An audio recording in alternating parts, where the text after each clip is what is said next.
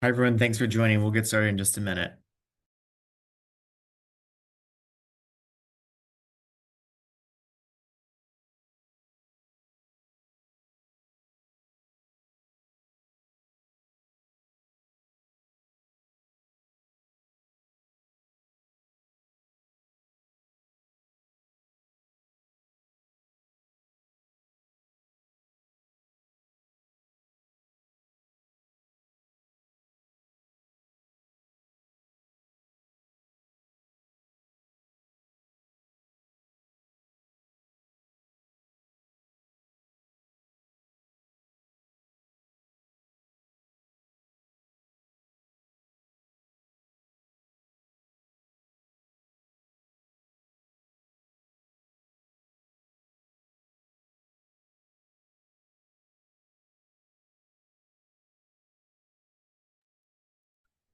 Alrighty.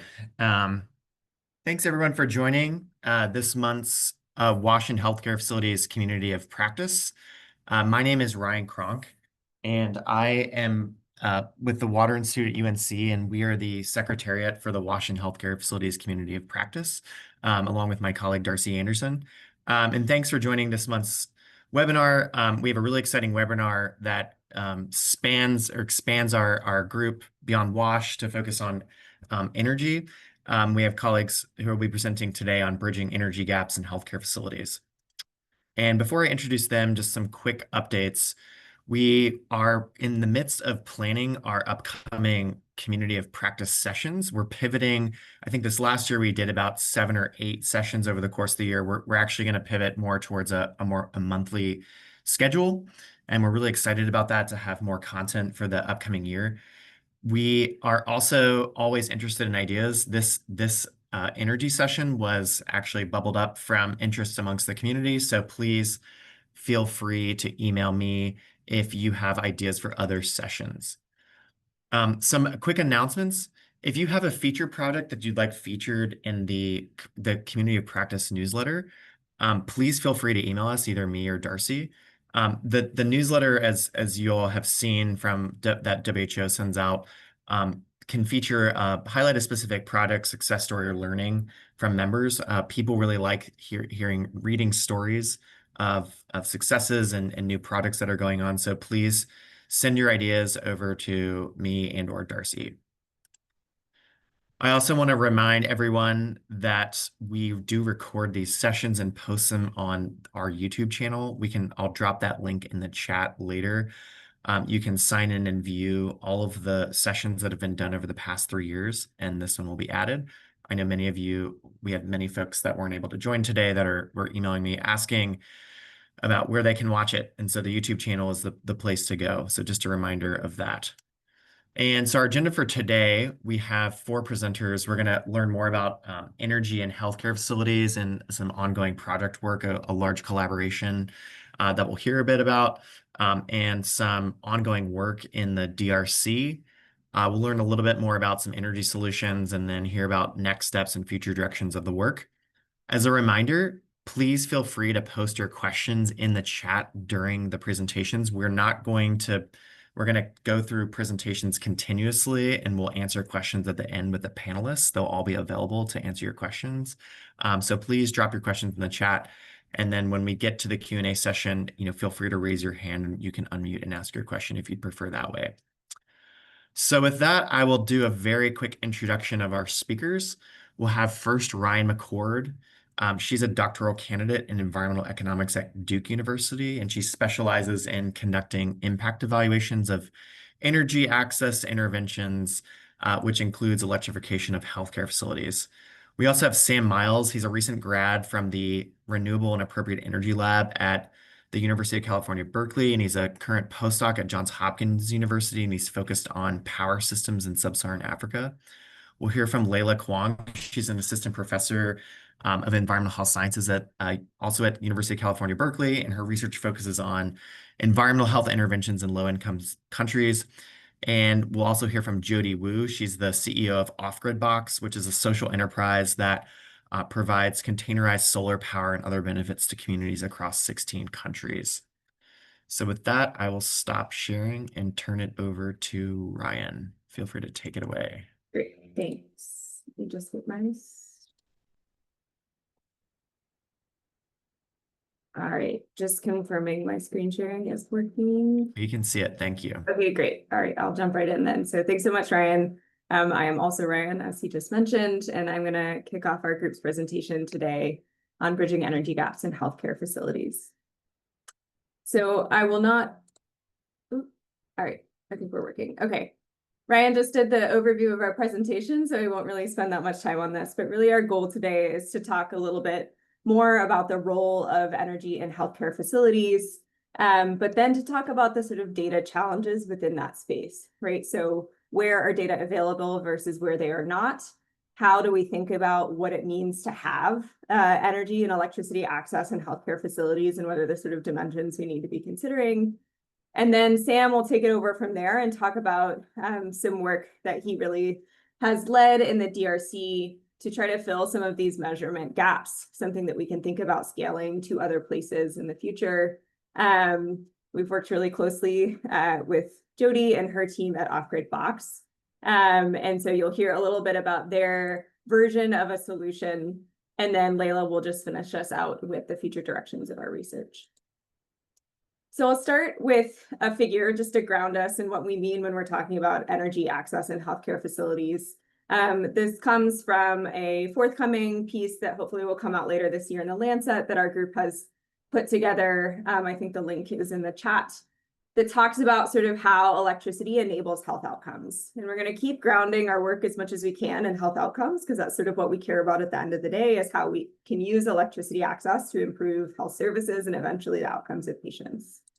So I'll skip the first box for now. I'll come back to it. But again, this is maybe not new for this group, but we can think about how electricity enables lots of services and uses at healthcare facilities, right? So everything from lighting to making medical equipment run, things that this community thinks about a lot related to piping water into facilities and having electric sterilization and waste management, keeping vaccines and medications cold, and other things as well.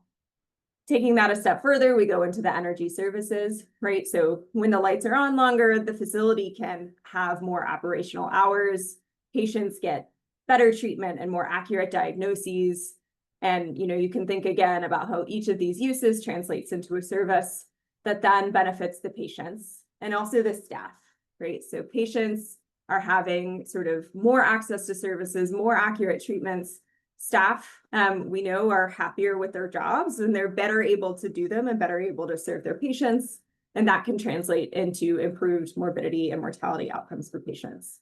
So sort of thinking about our work, this is what we want to go from, is how we measure electricity and how we measure electricity in a way that allows us to think about what the eventual health outcomes are. And that's sort of one of the larger objectives of our group. To take a step back, we need to think about sort of who we know has access and what the scale of this. I mentioned at the beginning, this is sort of a data question as well. And I think that this map does a good job of explaining why. So this map comes from a 2023 report that the WHO put together, where they were compiling all of the nationally representative data that we have on electricity access in health facilities. And I would draw your attention to all of the countries in light gray on this map.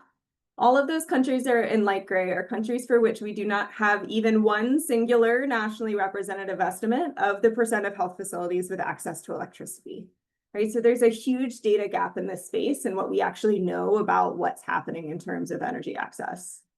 Even still, I'll just highlight one stat for now, which is that based on limited data, it's estimated that 25,000 health facilities in sub-Saharan Africa alone do not have access to any form of electricity. Right, so this is a pretty large problem that health facilities are facing, but it's not just about access itself, right? So pulling from the same report, you can see even less data availability here. And this is looking at the percent of healthcare facilities that report not having reliable access to electricity, right? So it's not just about whether you have it or you don't, it's also about whether the power stays on for 24 hours every day, which is not entirely common in many of the health facilities that we're talking about. So also an estimation based on limited data, but the estimate is that 50% of health facilities in sub-Saharan Africa do not have reliable electricity access. So a pretty large scale problem. And already you can see here when we're talking about electricity access, we need to be thinking about more than just sort of this binary measure of do you have it or do you not? So this next slide, lots of words. I think the key takeaway point though is in the title, right? Is that even when we try to nuance to reliable versus unreliable access to electricity, we're still not telling the full story. So one of the big pushes that sort of come out of the work that this group has done is how we can think about other dimensions of electricity access beyond just reliable versus unreliable. And I highlight on this slide just some of the ways that we think about how these other dimensions of power might affect some of those health services on the first slide that I presented. So insufficient power. By insufficient power, we mean that your power, you don't have enough capacity to meet the needs of your healthcare facility, right? So maybe you have a small solar panel that can help run some of your lab equipment and a fridge, but maybe that means that you can't provide emergency services to patients when they come in. So the sufficiency of power is important. The reliability of power, right? This one is a little more obvious to think about, and we already think about a little bit in this space. If the power goes out, really you can't do most of the things that you were planning to do in the facility that day. But also the quality of the power is really important, and this is talked about a lot less in this space. So thinking about the voltage and the frequency of the power as it comes into your facility.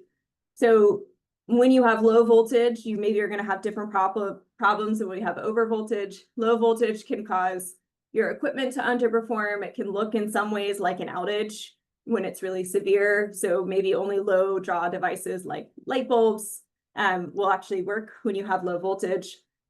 Over voltage causes different sets of problems. Combined with frequency deviations, it can do some real damage to medical equipment over time. And so you can see pictured here what are referred to as sort of medical equipment graveyards. So it's estimated, I think the number is 70% of medical equipment in low and middle income countries is estimated to eventually fail due to power quality issues. So it's not just the sort of day-to-day operations of a facility that are being affected by these power quality issues. It's also sort of the long-term financial health of a facility as they're having to constantly replace medical equipment and things like that over time. So sort of given that, one of the things that we really push for in this Lancet paper and in our work more broadly is that when we're talking about electricity access, we need to be thinking about these other three dimensions as well. We need to be thinking about the sufficiency of the power, the reliability of the power, and the quality of the power.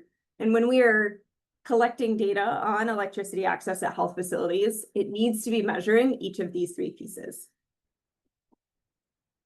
And so thinking about sort of frameworks for how we might do that, we don't have a lot of frameworks right now for monitoring electricity access at health facilities. There isn't, an electricity column in the JMP, for example. This is the one that we have right now, which comes from ASMAP at the World Bank. And it's looking at sort of tiers of electricity access that maps very closely with the household energy access, MTF, if you're familiar. And we bring this up because it's a really useful guide, and you can see here that they are thinking about things like sufficiency, right? You can see the peak power capacity across the top. And they are thinking in some ways about things like quality and reliability, but it's really challenging from our perspective to understand what a framework like this, as we're sort of trying to keep track of progress, means when you say sort of adequate quality and reliability, right? These are not very precise measurements, and they're hard to think about measuring with, for example, survey data. And so part of what we want to do is reframe and rethink about these kinds of tracking metrics and frameworks by grounding them in health outcomes. So if we had sort of more specific cutoffs for quality and reliability, what do those really mean if we're not thinking about how they might affect patient care? So Sam will talk about at the end of his presentation section how we're thinking about reframing what these sort of quality and reliability cutoff points might be when thinking about if you sort of move on one side of the threshold or the cutoff to the other, what that actually means for the mortality and morbidity at that healthcare facility.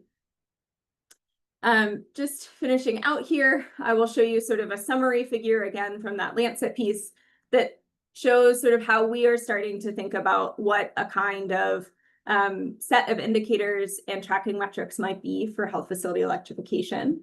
right? And importantly, we have this chunk on the bottom of these darker blue metrics that we propose tracking, which again are detailed more in the paper, that we call service metrics. And these are really explicitly thinking about how electricity is in service of health services that eventually affect health outcomes.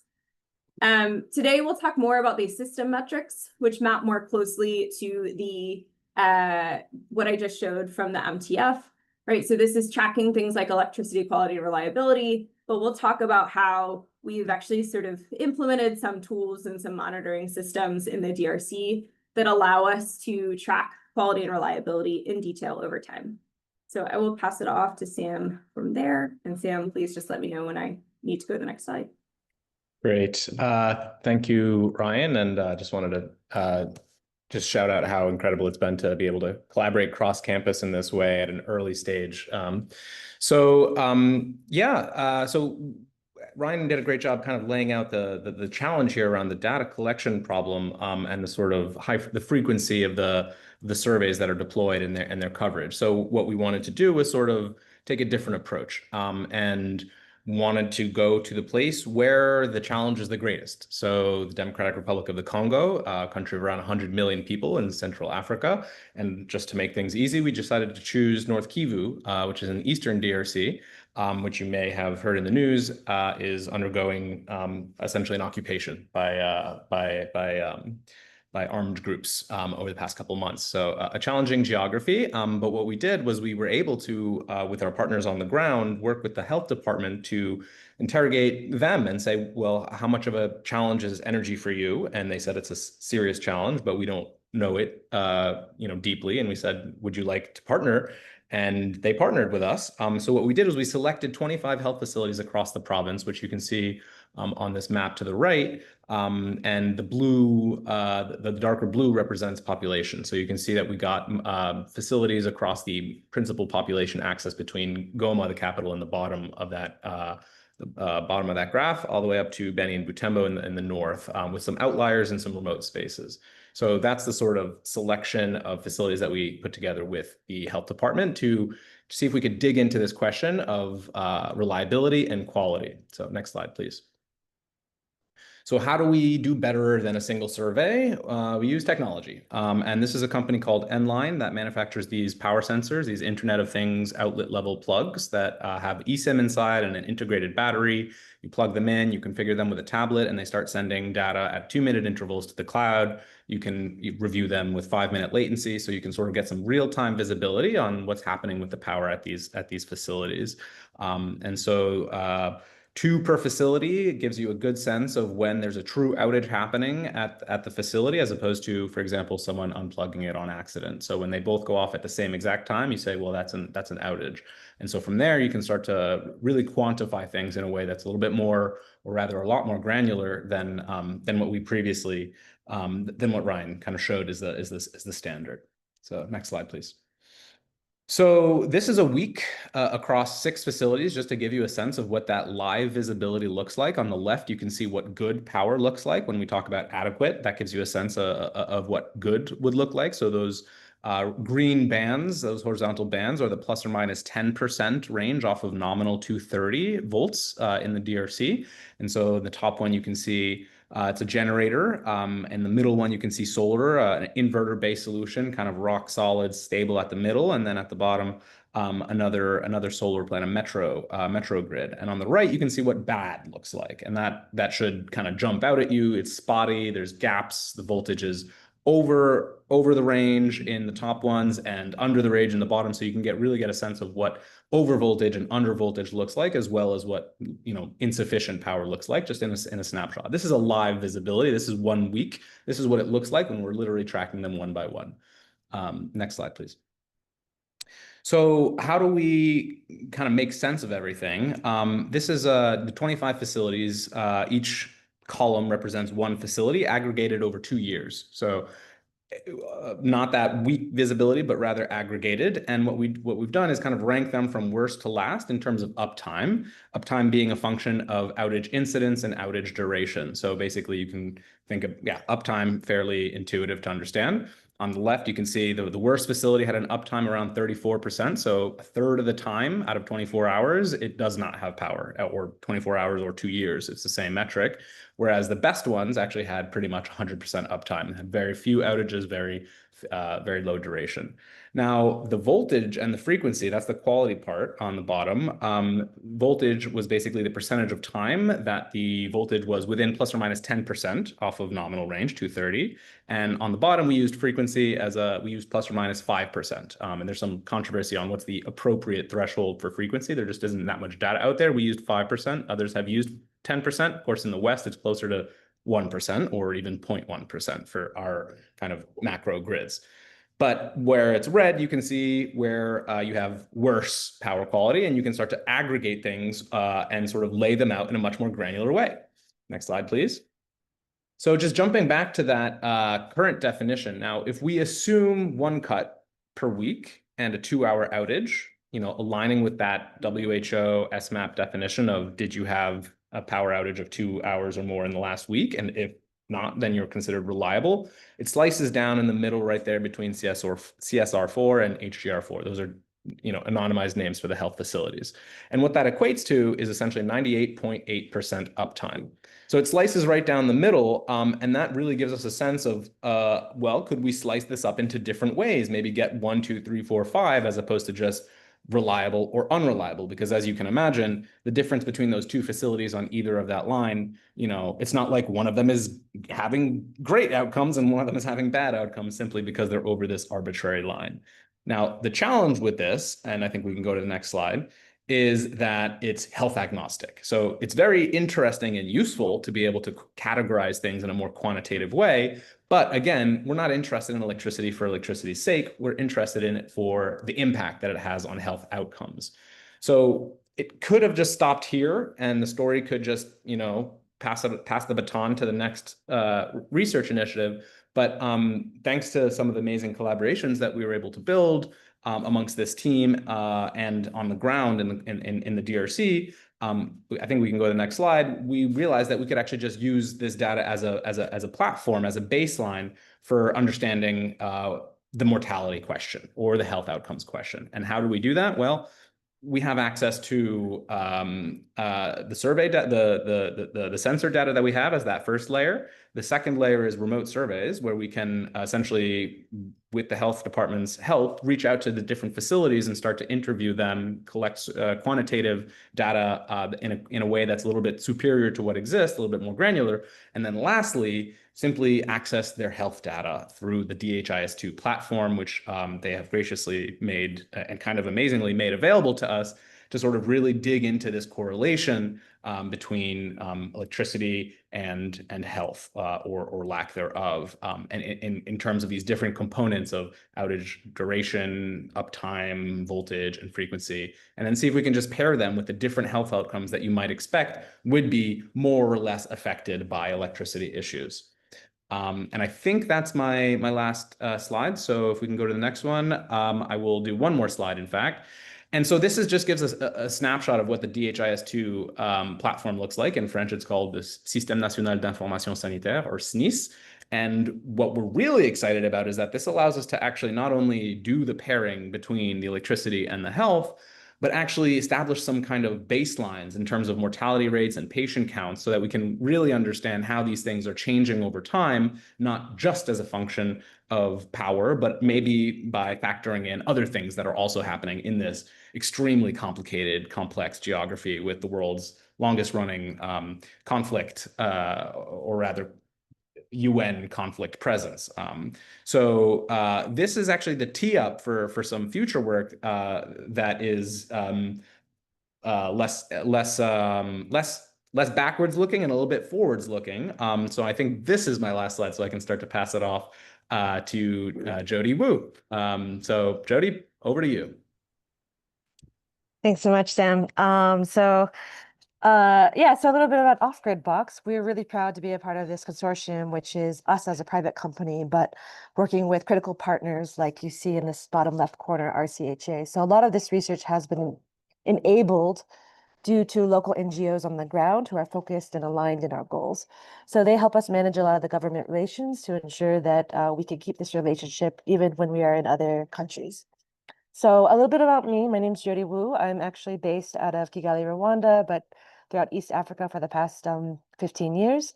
Been out of the university system for a while, so didn't list that there, but you can go to the next slide, Ryan. Some of the critical partnerships for us has been with these three stakeholders who are also talking on this call, but also the Ministry of Health, as Sam has already mentioned. So about Off-Grid Box, we've been around since 2017, based out of East Africa, focused on bringing clean water and clean energy to remote communities around the world. We've done over 100 deployments, 16 different countries, and Off-Grid Box was born in this concept of how can we bring a rapidly deployable solution to developing countries, whereby we can bring the best tech and at the same time serving the client's needs. So our foundations really began of arriving at a school and realizing there is no technical room. Oh, the roof cannot structurally support solar. And so Off-Grid Box was born out of there. So our first concept was really this containerized solution, as you can see here, in which this becomes a community kiosk. In our original conception, we were selling power banks, so people were basically had access to a walking grid, taking lighting back to their homes. And then we started to get into water, where we were starting to sell water from jerry cans, purifying water from the national water supply system in Rwanda, from boreholes in Tanzania, from the lakes in Lake Victoria. So a full variety of all of this. But in 2020, with the start of COVID, the powering healthcare industry really started to flourish, and we realized we needed to adapt. So based on Sam's research, in parallel, we are starting to see, wow, look at how horrible this power quality and reliability is. Why aren't we doing anything about it? So over the past 2 years, we've had the privilege to work on a project to actually start to install solar as part of an intervention to address this power quality and reliability issue. Next slide, Ryan. So one of the first adjustments we had to make was really about how do we make this more modular? Every health facility has different power needs. Some places have no water, so why would they need a water module at all?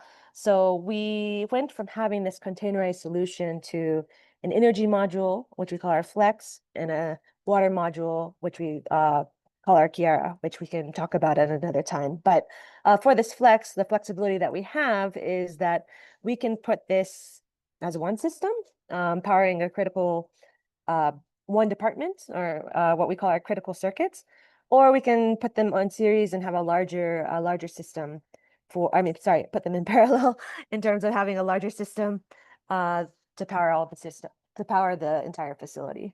Next slide. Some of the gaps, so as you can see in this photo here, so we went from mounting on the container to mounting on roofs, and you can see in one of the facilities how we put all of these systems in parallel, as you see here. Next slide. So one of the gaps of the container is when you're working in more remote areas, suddenly moving a container across a country or the Congolese rainforest can be more costly than the container itself.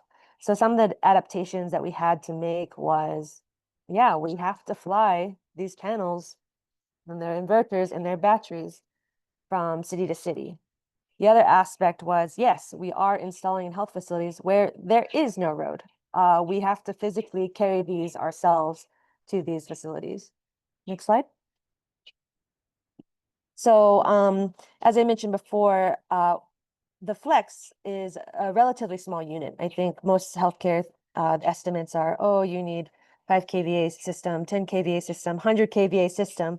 And really what Off-Grid Box's innovation was realizing that, oh, why are we doing this in the traditional way of load assessment and then solarize? We realized that if our whole goal was to address mortality, save lives, we really needed to focus on the areas of the department where lives are actually being lost. In Tanzania specifically, that involved the operating room. So the anesthesiology machine, the oxygen concentrator, operating lamp, suction machine, sciatic lamp. And that was only 1,650 watts. So this enabled us to bring a more affordable product, which also means more facilities for the same amount of budget. But moreover, it was a greater impact per dollar. Next slide. So what we do is we bring solar plus more. So not only are we bringing the solar system and the water filtration units, but looking at vaccine refrigerators, sterilizers, oxygen concentrators, infant warmers, and there's this whole new field of the digitization of healthcare with electronic medical records and the AI that's coming along with that. So I think that's really painting the path towards the future. But one of the reasons why we as an energy company, energy slash water company, had to start to look beyond this is we are going to health facilities whereby there was no equipment inside. Yet the reason the health facility was built was because there was a dire need in the surrounding community. Next slide. So one of the foundations of Off-Grid Rex as a private company, even though a lot of the work we do is really on projects that are reaching the most remote of areas, sustainability has been a key part of all of our models. And so in this photo, this kind of represents the work that we do in refugee camps, that we do in remote villages. So the application of water goes beyond just clean water for people, but for tree nurseries and agroforestry, going to islands where there is no water infrastructure or energy infrastructure. And then this other field of productive uses. So how are we powering businesses? And of course, I think you know that energy is a foundation of everything, including education and other enterprises there. Next slide. So I think the main and last point that I wanted to leave with you was more that sort of the most unique thing that we bring to this place, that into this space where things are typically donor funded, is our client after the project ends is actually, or actually even during the project, is actually the health facility themselves. I think oftentimes sites are selected for you and then you go deploy and then you've checked off your box for an installation. But for us, we've designed long-term operations and maintenance contracts with these facilities. So even after a research project is done, we're talking about serving our clients, the health facilities, for the 10-year lifespan of the project. And this has a lot of overlap with water, right? You know, a water system cannot maintain itself for 10 years. There has to be a model built into that. So that for us involves cleaning the solar panels at least on a quarterly basis, and remote monitoring to, if it needs to be more than a quarterly basis, we can be there. But the other thing also that I wanted to mention is because we are serving the health facilities, there's a direct value. They value the product. So for instance, this facility, we told them, I'm sorry, your roof can't support a solar system. And they're like, well, we'll build one. And so we were shocked to see how this came into play. And then I think talking about North Kivu, whether it's easier not to work there, we found that some people say, oh, we need to avoid this because it's not safe. It's going to get stolen. It's going to be, it's vulnerable. It's an asset at risk. And what we found is because we've made like this prefabricated module, um, our our health facility staff, or the health facility staff at these facilities actually evacuated with our products so that it was not vulnerable. They're protecting it. And so we're really proud to, and we want to continue to work in the North Kivu. And so the last picture I leave you with before passing it over to Leila is this ice cream machine. So energy is not just about powering the health facility. We have designed this so that we want our clients to have the biggest return on impact. So for some of them, that means that if they're going to be able to pay, they wanted to bring enterprises. So the communities are also enjoying ice cream as well. And they more or less operate like small businesses. So let me pass it over to Leila for now. Thank you. All right. Thanks so much, Jody. I'd never seen the ice cream before. That's great. We need to bring some happiness as well. Well, it's been great to work with Ryan and Sam and Jody on this project. So just in one slide, I'll tell you about some of our future directions.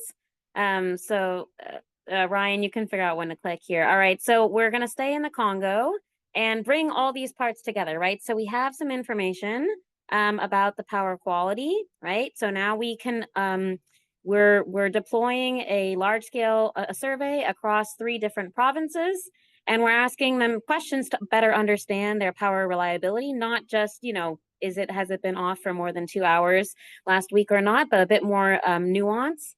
about the power quality and the power reliability and the power sources.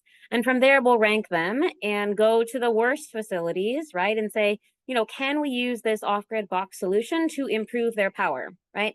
So can we go in a randomized control trial where facilities will be pair matched based on their existing power quality and their sort of a few other characteristics that we think are important for their mortality rates.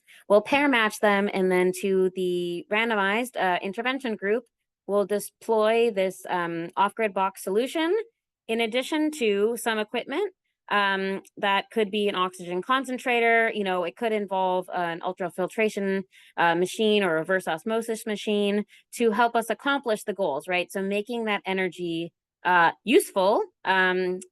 As Ryan pointed out in that first slide, there's many things energy can do. Sometimes facilities already have the equipment that they might need to harness the energy to turn it into a service, and sometimes they don't. And so that's why providing this extra equipment is really important, as Jody mentioned. All right, next slide. Or next, yeah. So what can we do with this? We can use that information from the National Health Database to look at mortality. We will look at all-cause mortality. We'll also do our best to look at neonatal mortality and respiratory mortality and look at the effects of this intervention on those. So again, this randomized control trial, we're not starting out with facilities that have no power or doing very, very small clinics. We're looking at larger facilities, hospitals, reference health centers, the ones where mortality rates are higher. We're saying who has bad power, because usually they have some power at those facilities, and then we're upgrading that power, providing more power in addition to that isolated circuit. So can we isolate sort of the ICU, maybe the neonatal ward, where we see the deaths happening the most, where oxygen concentrators are most in demand? Can we provide this intervention and then see a drop in mortality? So the graph you can see is from an event study where we can look at a number of different facilities. Let's say the red is from the time before we install the intervention, and the blue is the time after we install the intervention. Do we see an appreciable decrease in mortality rates? So this is sort of what we're planning and looking forward to. And we will hopefully be able to come back and give you a presentation of the results in several years. It's going to take, we think, several years to get enough data to see the mortality rate changes that we expect, but we do expect sort of 9 to 14% reductions in mortality, depending on the sort of type of facility and the services they provide and the number of people that they see. So we'll keep you posted on that. Right now, we're just planning on the oxygen concentrator, but we are looking into sort of what the water could provide. I know there's also some studies on water filtration in healthcare facilities in Kenya. And I'm also working with a student to look at how healthcare facilities in Rwanda that provide water can also make that a community resource, right? So as Jody was saying, it's not, it sort of started out as a community resource and shifted to healthcare, but healthcare facilities can also provide community resources. And so sort of a multi-pronged look at how this type of intervention might influence multiple outcomes. All right, from there, I'll lead into Q&A. I'm really happy to take any questions anyone has. Awesome. Thanks, everyone. Yeah, so if you have a question, please feel free to post it in the chat. I'm not sure if you raise your hand, I think we can unmute you if you'd like to ask your question directly to the presenters. But until we get a question, I might start off with one. This is really awesome work. This is really exciting to see. I'm so glad to see all this integration of energy into the conversation. I think many of you all would agree. I worked with Ryan when she was an undergrad at UNC, and we did a bunch of work around the links between energy and wash services, and thinking about these issues as a comprehensive environmental health package. So this is really awesome to see all the connections. My first question I have, it has to do with monitoring. Are we just spoiled are the WASH folks just spoiled with the JMP? I'm seeing Dr. Ricks. I'm trying to give him a little shout out on the call. Has JMP just spoiled us? Why do we not have really great global data on energy availability? And why is it so hard to get good energy data? Bayla, I know you have thoughts on this. Yeah, no, I mean, I think we are spoiled in Wash. So I also come from Wash originally. And when I, started working more with Sam on this energy side and Ryan and Jody on the energy side, I was like, wait a second. We just have reliable and not reliable. That was like, that was the, JMP at the before we had even a ladder, right? You can't have a two-rung ladder. And so that's why, Ryan and I in the Lancet paper, with, support from co-authors, were like, well, let's propose something. How could we make this better? And it motivate countries to start looking more in detail than just reliable, unreliable. Ryan, you want to add anything? Yeah, I mean, I think the other piece, and Sam, maybe this is similar to what you'll say, but I'll let you'll add on as well, is that electricity can change from day to day. It can change within one day, right? So it's really challenging to think about what kind of sort of annualized survey instrument might do a good job at capturing some of that nuance and variability in power quality and reliability that we would need to get sort of that like useful points of variation. And that's part of what we've been trying to work on, building this survey that's being deployed across 3 provinces in DRC right now. So Sam and I and our collaborator Jackson on the ground in DRC have been doing some focus group works and some sort of validation exercises to try to build a survey tool that we think can capture some of the variation we see in the actual sensor data. So we're trying to figure out if this is even possible to do with survey type tools, or if we really need the kind of monitors that Sam have talked about. In a perfect world, those monitors are installed everywhere, but it's hard because of that sort of unpredictable, sometimes variation. Yeah, Sam, but I'll let you have a final word. Yeah, I mean, I'm just echoing that. I mean, not just on a day-to-day, but hour to hour. But you think about voltage and frequency; these are sub-second phenomena. Like these are the characteristics of electricity are extremely hard to see from the human eye. Period. And particularly when what we're dealing with in the energy space is things like load balancing on an hour-to-hour basis, because what you're dealing with is either precipitation changing the flow of the hydrology, or the angle of the sun changing the voltage generated by the solar panel. Like you could have someone just sitting there next to like a light bulb 24/7 for a year to describe what's going on. But really the combination of telemetry and eSIMs, essentially MVNOs, which are essentially SIM cards that can transmit information from multiple countries, that really was a step change in what we could capture in terms of electricity. And the other thing I'd say is that the innovation of being able to do it at the outlet means that you could get around the utilities. Utilities are a very political, water is probably even more political. And caveat, I don't come from the water space, but utilities have been traditionally extremely reticent to share data about the quality, about their outages. Like to this day, in the West, what we have is SAIDI and SAIFI. These are metrics to describe, grid metrics. And we don't really have that systematically across Africa and LMIX, just because utilities are political and don't really have to disclose them in any meaningful way at a disaggregated spatial scale. So essentially the technology sort of just hit at a really nice time so that this group was able to be the lucky one, so to speak, and catch up to you folks in the water space, maybe.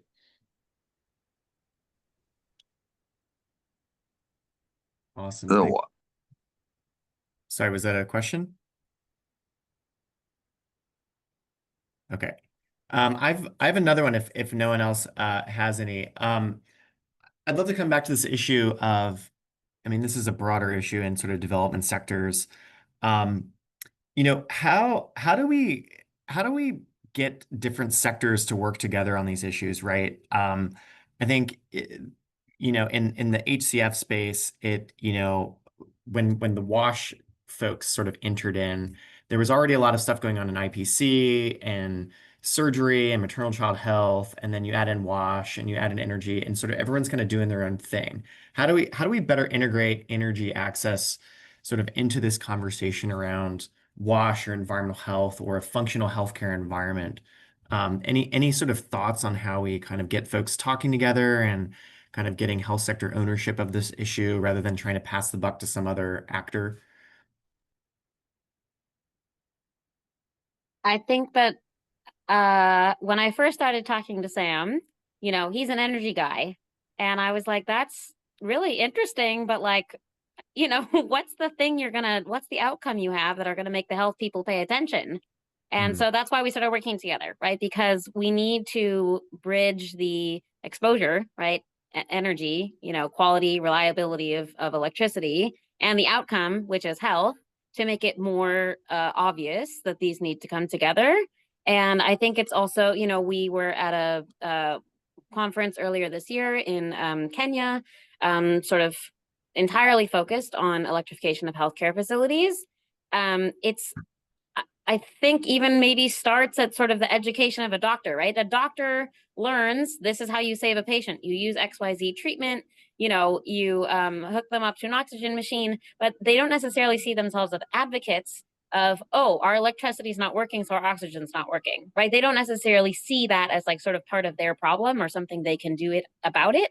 And so hopefully by linking more clearly the mortality outcomes to power quality and reliability, people will see, oh, this is not just some other person's problem, right? This is affecting the outcomes in my facility. So hopefully, health care facility administrators, the Department of Health themselves will say, oh, this is something actually we need to take on. It's just as important as having clean water in our facility or staff show up. And I guess I saw another question that I'll just jump in and address while I'm on this, because it relates in saying that, one reason staff don't show up is because kind of miserable working conditions, right? If you're not able to treat the patients that you want to treat because you don't have the capacity, you don't have oxygen, medical oxygen that can actually do its work to save their lives. You can't do surgery because you don't have that anesthesia machine. You can't put a child in an incubator because you don't have electricity to power the incubator. You can imagine it's not a very fun job to do. Your staff quarters are not electrified. It might feel unsafe because there's not good lighting outside. Your lab, you don't have a lab, or your lab doesn't function because you don't have power. So an important secondary outcome is that staff satisfaction and staff retention, because obviously you can provide better care if staff are showing up, staff stay longer with appropriate training. So those are some of the secondary outcomes that we'll capture in addition to mortality that I hadn't mentioned. And with that, just with that note about training, is that we'll also do some training on how to use the oxygen concentrator, right?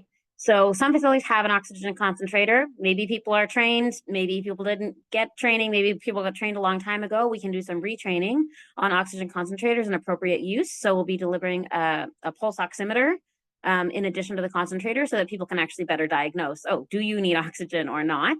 And include it together.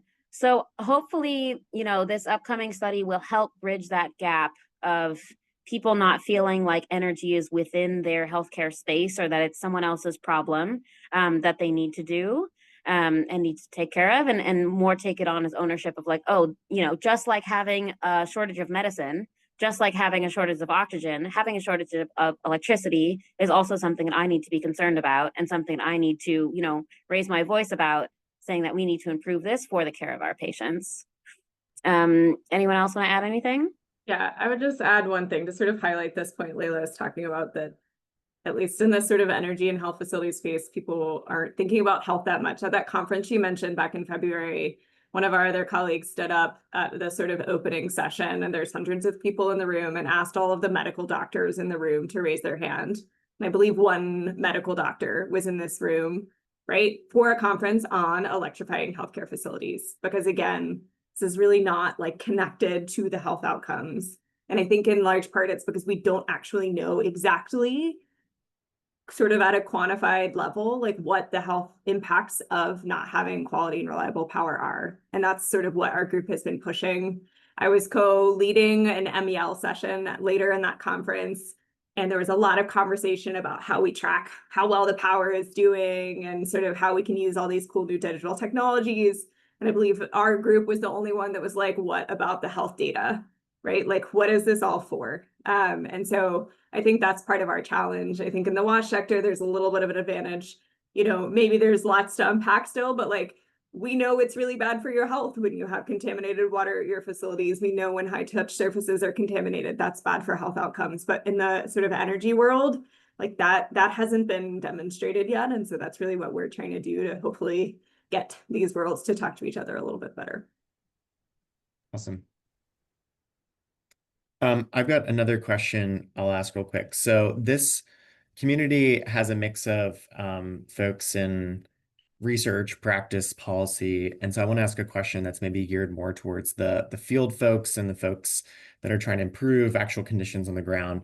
We heard about off-grid box, which sounds like a really great solution. What are there resources out there that kind of help guide folks through the suite of potential energy options to improve energy conditions in healthcare facilities based on their context? Obviously, like DRC is a very challenging context, but if you're in a more stable setting or say like upper middle income country or something, like what are there resources and toolkits out there that can help facilities and actors working in facilities sort of like pick effective energy solutions to improve their like operating capacity? Maybe I'll answer this first from my, I guess, commercial perspective. So usually when you're talking to customers, where we ask them what their loads are, and all of this can go into a load assessment table that then just spits out, this is the size solar system you need. You've put in your GPS point. This is exactly what you need. But often where I think the gap is actually on the side of they're excited about solar and then they're like, whoa, the solar system's gonna cost me $50,000. Okay, I'm not so interested in solar anymore. So I think there's gaps in one of okay, sizing and what is the actual cost of solar, but then there's the other side of optimization. How does who is going to deliver it? And then there's a broader question of okay, what if the system breaks? So who can they rely on where they can trust the quality of the product, but also who's going to fix it when it breaks? And so that's why this operations and maintenance part was such a key question for it. In terms of the suite of services, there's so many different approaches. I think we tend to put solar in like four buckets. One is around solar home systems. So you're talking about solar lights, smart home systems. The next around healthcare facilities in which, or I shouldn't say institutional buildings, which I should call it. Healthcare facilities is very much a niche, but usually some people think, oh, this is it's responsibility of a mini grid that needs to come to the area, and maybe the anchor load is the health facility. Or they'll be like, oh, we want just daytime solar, CNI solar. And so it's treated very much of I'm offsetting energy costs. And the third part, and this is what we do mainly in the DRC, is like, okay, this is a solar system. But what is your budget? And how do we have this budget address your critical needs? And I think that's the conversation that's actually missing is how can we design business plans that are more adaptable? So one thing that we've seen is many health facilities don't have a CapEx budget. They have an operations and maintenance budget that costs them thousands of dollars every single year to replace all the broken medical equipment, the batteries that need to go into the UPSs, but they don't have the budget to actually solarize their entire place. So us doing these in like this modular way also allows us to think about, let's look at this as a long-term game of, okay, one module, then the next module, then the next module, and sort of that's kind of the magic that's ahead of us. So I don't know if someone else wanted to add on that. Yeah, I just had just a sort of observation, a very naive observation coming from an electrical engineering kind of perspective and sort of working with Layla and others to understand the public health world is that beyond the interdisciplinary silo challenge, where the water people and the electricity people like nerds stay together in their nerd silo. Public health itself is also very disease focused, it seems. So the HIV folks call the shots money wise, and the tuberculosis people are doing their own thing and building their own program. So that's I think a two layers of siloed challenges, and perhaps recentering the focus on the health facilities themselves, like this group is doing. The health facility as the unit of analysis, maybe that's the first important step to thinking about how these pieces fit together, so that we can think about how the delivery of water from one ward to another will require a sufficient energy source for the pump to circulate. Integrating the vaccine cold chain, integrating all of these things in a holistic way, it sort of requires you to really actually look at the health facility and not sort of the disease of choice that the funders are thinking of. Yeah, so Thanks. I All was. right. Oh, go ahead. Oh, I just also wanted to say that the additional silo that I'm working in, coming from the private sector and being on the ground, is it's not just energy and health. It's also energy and water. It's also public sector and private sector. And so Mhm. we're speaking two different languages. We're moving at two different speeds. And I think where the future, and this was mentioned a little bit, is like, what is the concessional financing? What are blended financing that we bring these different business models together? So I saw someone had asked a question on payback time. And it's Mhm. like, from, if you're going to install purely solar, no battery storage, the payback can be in 3 to 5 years. But if we start talking about, okay, health facility electricity needs 24/7, now we're talking about 10 to 15 years payback period. And that is not something that a private investor is excited to put money in, especially when they know that I'm going to seem like a criminal if I pull the plug on them for not paying. And so I think there's different models of first guaranteed loss. There's recoverable grants. And so I think the question is, how do we start to spearhead those conversations, or at least how do we have these conversations specifically, like this conference around powering healthcare? Until that conference happens, no one's going to be talking about powering healthcare. And if you actually look at this, the space, I was running the numbers. If you look at the investment in global aid and you look at the investment in energy, the amount going to public health is, or powering healthcare, is less than 0.7% of that money. It's not even a penny. It's sad, because energy is the foundation of all of it. You can't have clean water unless you have a way to move it and you have a way to filter it. And so I think the same thing goes for health. We have a lot of this biomedical equipment where, as Ryan already said, it's estimated 70% are broken because of poor power quality and reliability. So let me pause there. There's a lot of great questions that just come in. I'm going to try to bundle some. Peter had a really great one about there's lots of different interest groups targeting different topics. So I kind of touched on that in the earlier question, but he's got a really good point here about if there's any thoughts on how to align issues where possible, and not losing the technical expertise needed for each issue. So solving the problem of issue competition. I might tack on another element because this community is very keen on sustainability and O&M, and I'm wondering if that might be one of the issues. Like, and this might be a naive question, but if you had service contract providers and operators, like, are those O&M folks, could you train them to fix both energy issues and maybe your waste incinerator and a water supply? Is that too much, or do you need like specialized technicians to do each of those things? I'm just curious of your thoughts on, is O&M one of the ways in which you could bundle some of these issues into one?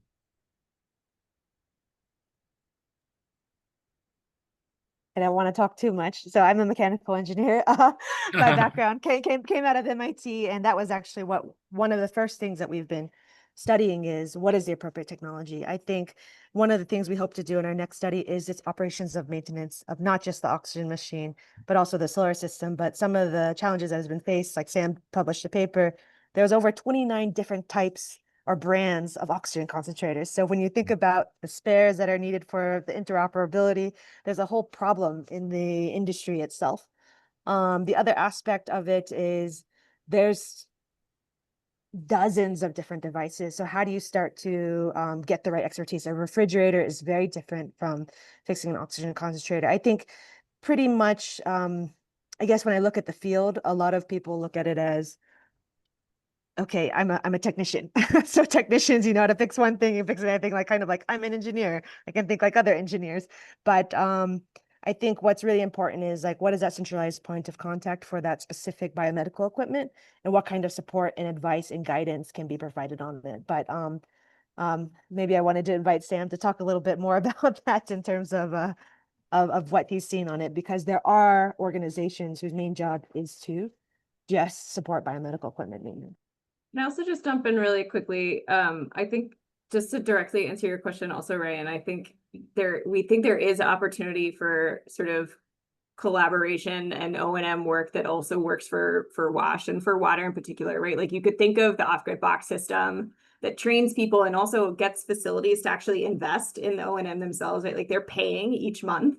So they are invested in doing this work and keeping the systems running. If it's not just a power system, there's also sort of water infrastructure that comes in it. There's training done for that. Now they're sort of invested in keeping it running and like have some sort of support for that. Like you could see that working as a sort of collaborative O&M system with a similar model where now we're addressing multiple infrastructure gaps at once. So I think there is opportunity for that sort of working together.